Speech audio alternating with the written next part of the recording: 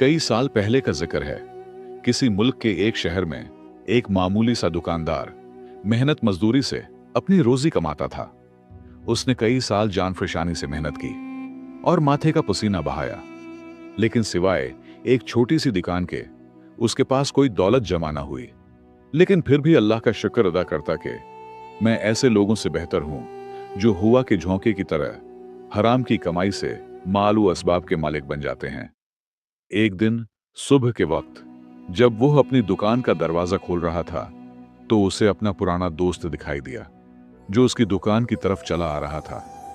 जब वो दुकान में दाखिल हुआ तो अपनी चादर में छिपाई हुई एक थैली निकाली और उसके सामने रखकर कहने लगा, मेरे दोस्त, मेरा इरादा सफर पर जाने का है। उस थैली में 1000 दिनार हैं। क्या तुम मेरी वापसी तक उसे अपने पास अमानत रख सकते हो? मुझे उम्मीद है तुम उसकी हिफाजत करोगे, क्योंकि इस शहर में तुम्हारे जैसा दियानतदार शख्स मिलना बहुत मुश्किल है। दुकानदार कहने लगा, अपनी थैली मेरे हवाले कर दो और नहायत राहत और इत्मीनान के साथ सफर पर चले जाओ। मैं तुम्हारी वापसी तक अपनी जान की तरह उसकी हिफाजत करूंगा। दोस्त ने थैली दुकानदार के हवाले कर दी और उसे खुदा हाफिज कहकर चल दिया। उसके जाने के बाद दुकानदार भी अपने काम में मशगूल हो गया और कपड़े के थान खुरीने से सजाने लगा। अभी थोड़ी देर भी न गुजरी थी कि 2-3 नौजवान उसकी दुकान के सामने आ निकले, जिन्होंने निहायत अम्दा और कीमती लिबास पहन रखे थे। उनके चेहरे से तकब्बर के आसार नमाया थे। वो दुकान के सामने खड़े हो गए और घोड़ों से उतर आए और दुकानदार से फरमाइश की कि कोई अम्दा कपड़ा दिखाओ। उनमें से एक को दुकान के कोने में कीमती रेशमी कपड़ा दिखाई दिया। वो दुकानदार से कहने लगा, उसे उठा लाओ। दुकानदार ने कपड़ा उठाया और उनके सामने फैला दिया तो उन्होंने उसे ऐसा पसंद किया कि अपनी खुशी छिपा ना सके।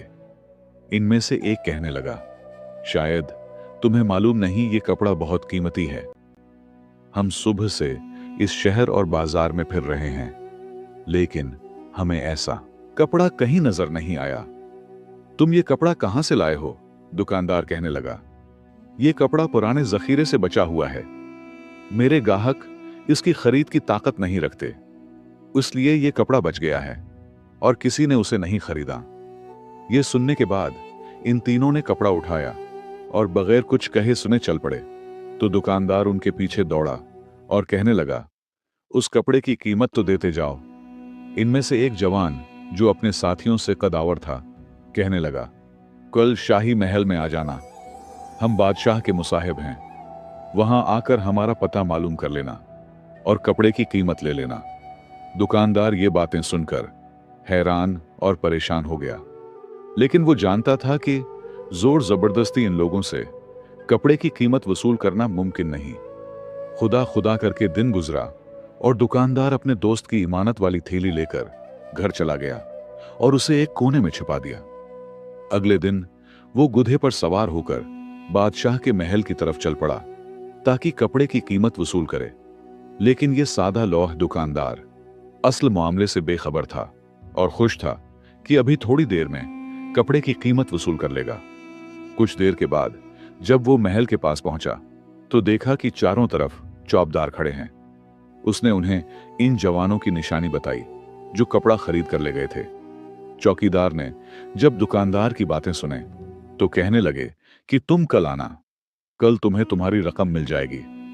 दुकानदार तो ये सोचकर आया था कि वो बहुत जल्द अच्छी खासी रकम का मालिक बन जाएगा, लेकिन यहां के हालात देखकर शर्मिंदगी से वापस चला गया। फिर दूसरे दिन जब वो रकम वसूल करने के लिए गया तो उसे एक हफ्ता बाद आने के लिए कहा गया और इसी तरह अगले हफ्ते भी यही हुआ। एक दिन दुकानदार खुद से कहने लगा कि मैं चंद हफ्तों से अपनी रकम के लिए चुकर लगा रहा हूं, लेकिन मुझे खाली हाथ लौटा दिया जाता है। आज मैं जाऊंगा और रकम लेकर ही आऊंगा। बिलाखिर फिर से वो एक दिन अपनी रकम वसूल करने गया तो एक नेक दिल चौकीदार उसको एक कोने में ले गया और कहने लगा, तुम कैसे सादा लोहे इंसान हो। बादशाह के मुसाहिब ने हमें हुक्म दे रखा है कि उस शक्ल वो सूरत का कोई भी शख्स रकम के लिए आए तो उसे आज और कल का वादा करके टाल दो, यहां तक कि वो थक जाए तुम खुद भी सोचो कब से चक्कर लगा रहे हो, लेकिन यहां रकम की कोई निशानी नहीं। उसलिए ज्यादा सिरदर्दी मोल ना लो और कपड़े की कीमत भूल जाओ। दुकानदार चौबदार से कहने लगा, मैंने वो कपड़ा ना तो चराया था और ना ही हराम की कमाई से खरीदा था कि उसकी कीमत भला दूं। मैं अपना हक लेना चाहता हूं। अगर उन्होंने मेरी रकम न दी तो सीधा बादशाह के पास जाऊंगा और रकम वसूल करूंगा। चौबदार कहने लगा, मैंने तुमसे हकीकत बयान कर दी है, अब तुम्हारा दिल जैसे भी चाहे उस पर अमल करो। मैं फिर से तुम्हें कहूंगा, सलामती चाहते हो तो अपनी रकम भूल जाओ। चौबदार की बातें सुनी तो दुकानदार परेशान हो गया, लेकिन फिर भी वो ना उम्मीद ना हुआ। उसे उम्मीद थी कि किसी दिन वो उन्हें गली कूचों में तलाश कर लेगा और उसे उसकी रकम मिल जाएगी। दुकानदार का अंदाजा भी गलत ना था। इत्तेफाक से एक दिन उसने अपनी दुकान बंद रखी और कहीं सफर पर जा रहा था कि उसने देखा कि वही जवान घोड़ों पर सवार हैं और निहायत तेजी से कहीं जा रहे हैं। वो आगे बढ़ा और मुस्कुराते हुए उन्हें सलाम किया और अपने कपड़े की रकम तलब की। उन्होंने जब दुकानदार की बातें सुने तो कहकह लगाकर हंसने लगे और एक आगे बढ़कर वो कहने लगा, क्या पागल हो गए हो? कौन सी रकम, कैसा कपड़ा? दुकानदार ने अपनी सादगी से पूरा वाकया दोबारा सुनाया और अपनी दुकान की निशानी बताने लगा। तो उनमें से एक नौजवान कहने लगा, क्या हम तुम्हारे मामूली कपड़े के मोहताज हैं? अगर हमें ऐसी चीज की जरूरत हो तो हम हुक्म देते हैं और वो चीज हमारे लिए हाजिर कर दी जाती है। हमें इतनी फुर्सत नहीं कि बाजार जाएं और तुम्हारे जैसे मामूली दुकानदार से कपड़ा खरीदें। उन्होंने इतना ही कहा और घोड़ों की बागें खींचकर चल पड़े।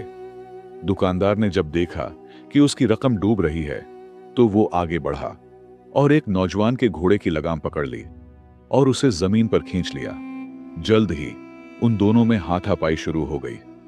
दूसरे नौजवान कुछ दूर निकल गए थे, लेकिन जब उन्हें शोर और गल सुनाई दिया तो घोड़ों से उतर आए और तीनों ने मिलकर दुकानदार को बेतहाशा मारना पीटना शुरू कर दिया। उधर दुकानदार भी अपनी डूबती रकम को देखकर जला भुना हुआ था। उसने भी दो नौजवानों के कपड़े फाड़ डाले और एक के सिर और चेहरे को लहूलुहान कर दिया।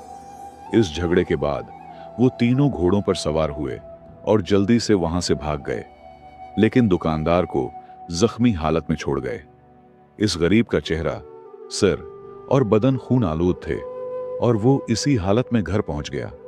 जब उसे बीवी बच्चों ने देखा, वो परेशान हो गए और दरियाफ्त करने लगे कि क्या हादसा पेश आया।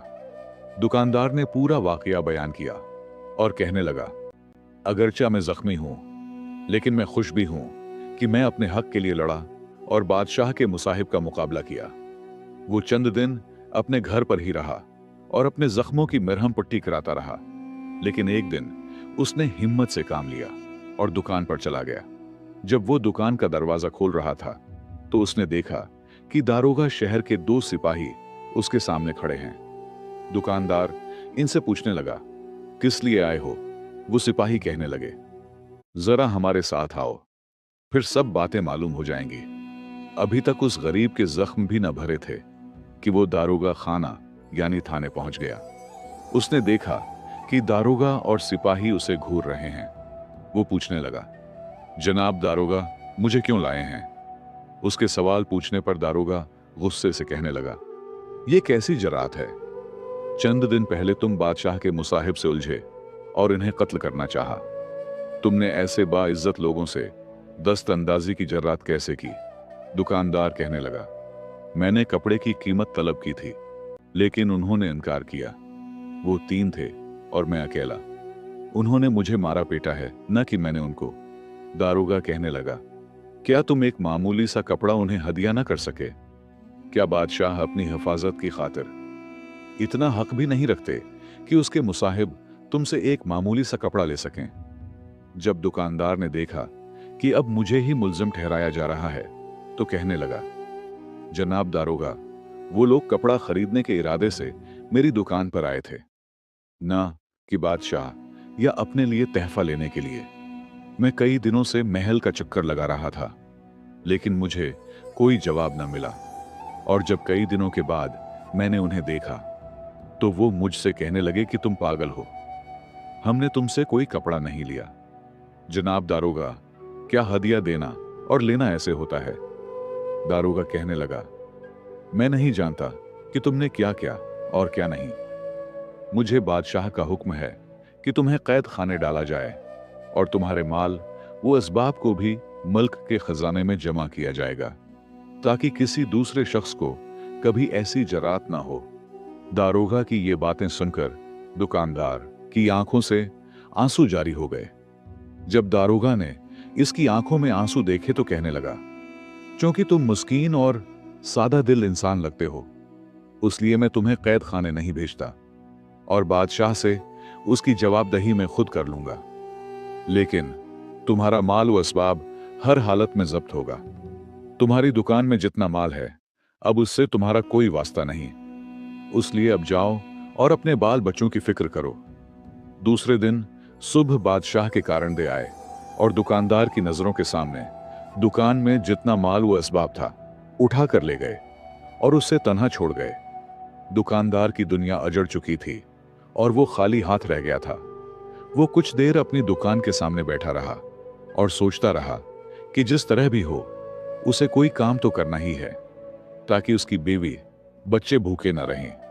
वहीं बैठे बैठे उसे दोस्त की वो इमानत यानी थैली याद आई और वो अपने आप से कहने लगा, मेरे दोस्त को मुझ पर एतमाद है कि मैं उसकी इमानत में खयानत नहीं करूंगा, उसलिए मैं इस थैली से कुछ रकम कर्ज के तौर पर ले लेता हूं और उससे अपनी तिजारत में लगाऊंगा, और जब मेरी हालत सुधर जाएगी तो अपने दोस्त की रकम इसी थैली में वापस रख दूंगा। जब वो घर पहुंचा तो उस कोठड़ी का दरवाजा खुला जिसमें उसने थैली छिपा रखी थी, लेकिन जब उसने थैली को खोलना चाहा तो उस पर खौफ तारी हो गया। वो खुद से कहने लगा, मुझे कैसे मालूम कि मेरी तिजारत फूले फलेगी और मैं ये कर्ज वापस कर सकूंगा। शायद ये रकम मेरे दोस्त की मलकियत ना हो और उसके पास भी किसी ने अमानत रखवाई हो। क्या उसमें से कुछ रकम लेना दुरुस्त होगा? कहीं मैं अमानत में खयानत करने तो नहीं जा रहा? नहीं, मैं ऐसा नहीं करूंगा और अपनी मुश्किल को हल करने के लिए कोई दूसरा रास्ता अख्तियार करूंगा। ये सोचकर दुकानदार ने वो थैली वहीं पर वापस रख दी और चंद जानने वाले लोगों से कुछ रकम बतूर कर्ज हासिल कर ली। उसने उस रकम से कई किस्म का कपड़ा खरीदा और उसकी बंद दुकान में दोबारा रौनक लौट आई। दुकानदार पर उम्मीद था कि बहुत जल्द उसकी हालत सुधर जाएगी और वो अपने दोस्तों का कर्ज अदा कर देगा, लेकिन उसकी किस्मत ने उसका साथ ना दिया। जिन लोगों से उसने कर्ज हासिल किया था इनमें से कुछ तो साबर और बाहौसला थे, इसलिए उन्होंने कर्ज की वापसी का मुतालबा न किया, लेकिन एक दो ने बेसब्री का मुजाहिरा किया। वो रोजाना उसके पास आते, अपनी रकम का सख्ती से तकाजा करते और दुकानदार भी शर्मिंदगी से अपना सिर झुका लेता। अब दुकानदार ने इरादा किया कि चंद दिन अपनी दुकान बंद रखेगा ताकि कर्ज ख्वाहों के रोज रोज के मुतालिबे से कुछ देर बचा रहे। लेकिन वो परेशान भी था कि अगर वो ऐसे घर बैठ गया तो बेवी बच्चों का पेट कैसे पालेगा। दुकानदार शहर के बाहर एक चुकी बान को पहचानता था जो उसके बाप का गहरा दोस्त था। जब वो उसके पास पहुंचा तो उसे अपना पूरा किस्सा सुनाया और इस चुकी बान से दरख्वास्त की कि वो कुछ उर्सा तक यहीं मजदूरी करेगा। चुकी बान ने जब दुकानदार की बातें सुने तो कहने लगा, ऐ बंदा खुदा, मुझे कोई एतराज नहीं, जब तक तुम्हारा दिल चाहे यहां काम करो। क्या तुम आटे की बोरियां इधर उधर रख सकोगे? दुकानदार कहने लगा, मैं हर काम के लिए तैयार हूं, अगरचा चंद दिन वाकई सख्ती के होंगे, लेकिन कुछ वक्त में मैं उसका आदी बन जाऊंगा। लेकिन मुझे उम्मीद है कि खुदा मेरी मुश्किल आसान करेगा और मैं जल्द अपने असल काम की तरफ लौट जाऊंगा। फिर उसी दिन से वो दुकानदार चुक्की बान के पास काम करने लगा। अगरचा उससे पहले वो ऐसा सख्त काम करने का आदी न था, लेकिन उसके बावजूद वो खुश था कि खुदा के बंदों के सामने उसे बेइज्जत नहीं होना पड़ा। चंद दिन वो वहां काम करता रहा और कर्ज ख्वाहों के मुतालिबे और उनका सामना करने से बचा रहा, लेकिन चुकी बान के पास जाकर भी उसकी मुश्किलात कम न हुए। एक दिन उसे चुकी के सामने शोर गल और शिकवा व शिकायत की आवाजें सुनाई दें। वो तेजी के साथ चुप्पी से बाहर निकला तो देखा कि कुछ लोग अपना कर्ज मांगने के लिए वहां आन पहुंचे थे और वो चाहते थे कि उसे काजी की अदालत में ले जाएं। दुकानदार उनसे कहने लगा, खुदा मेरी हालत बेहतर जानता है। मैं तुम्हारे कर्ज की अदायगी के लिए ही तो ऐसा सख्त काम कर रहा हूं। इनमें से एक कहने लगा, अब हमसे बहस भी करोगे? तुमने तो कर्ज लेकर दुकान भी बंद कर दी और यहां छुपे बैठे हो। क्या तुम समझते हो कि हमारे पंजे से भाग जाओगे? अब हम तुम्हें 2 दिन और मोहलत देते हैं ताकि हमारा कर्ज अदा करो, वरना जो होगा वो तुम अपनी आंखों से देख लोगे। जब कर्ज ख्वाह वहां से वापस लौटे तो दुकानदार बहुत परेशान हुआ, लेकिन फिर भी अपना हौसला कायम रखा और बदस्तूर चुकी पर काम करता रहा। जब वो रात को घर लौटता तो गम से नहायत अफसरदा और परेशान हो जाता। उसे मालूम था कि कर्ज ख्वाह 1-2 दिन बाद दोबारा वहां पहुंच जाएंगे और उसे लोगों के सामने जलील ख्वार करेंगे, गली कूचों में घसीटेंगे और काजी के पास ले जाएंगे। दुकानदार की बीवी ने जब अपने शौहर की ये हालत देखी तो कहने लगी, जाओ इस थैली को खोलो और अपनी जरूरत के मुताबिक रकम निकाल लो। इस खयानत से हम पर आसमान नहीं टूट पड़ेगा। दुकानदार ने अपना सिर उठाते हुए कहा, नहीं, मैं उस अमानत में खयानत नहीं करूंगा। मुझे उम्मीद है कि खुदा मेरी इस मुश्किल को आसान करेगा। जब सुबह हुई तो उसके लिए घर से निकलने की हिम्मत न थी। उसे बार बार ख्याल आता था कि कर्ज ख्वाह इसके सामने आ गए और उसका रास्ता रोकेंगे। एक दिन वो यूं ही अपने घर परेशान बैठा था और अपनी बीवी से बातें कर रहा था कि अचानक दरवाजा पर दस्तक हुई, जिससे वो चौंक गया। उसे लगा कि कर्ज ख्वाह दोबारा इसके दरवाजे तक पहुंच चुके हैं। जब उसने दरवाजा खोला तो उसके सामने एक अजनबी खड़ा था जिसे उसने पहले कभी नहीं देखा था। इस अजनबी ने दुकानदार को सलाम किया और कहने लगा, मैं तुम्हारे दोस्त का पैगाम लाया हूं जो इस वक्त सफर में है। उसने मुझे आपके पास पैगाम देकर भेजा है कि आपके पास जो अमानत रखी है अब उसे उसकी जरूरत नहीं, उसलिए जितनी चाहो उसमें से रकम निकाल लो और जो बच जाए उसे राह खुदा में खैरात कर दो।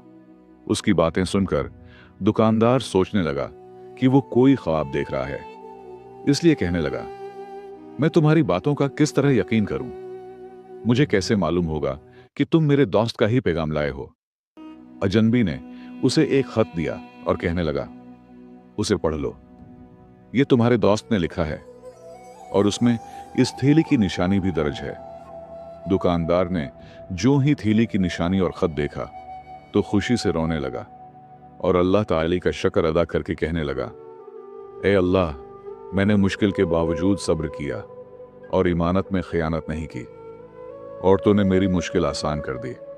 दोस्तों, उम्मीद है आपको आज की ये कहानी पसंद आई होगी। वीडियो को लाइक करें, कमेंट्स में अपनी राय का इजहार करें और सब्सक्राइब करें। शुक्रिया।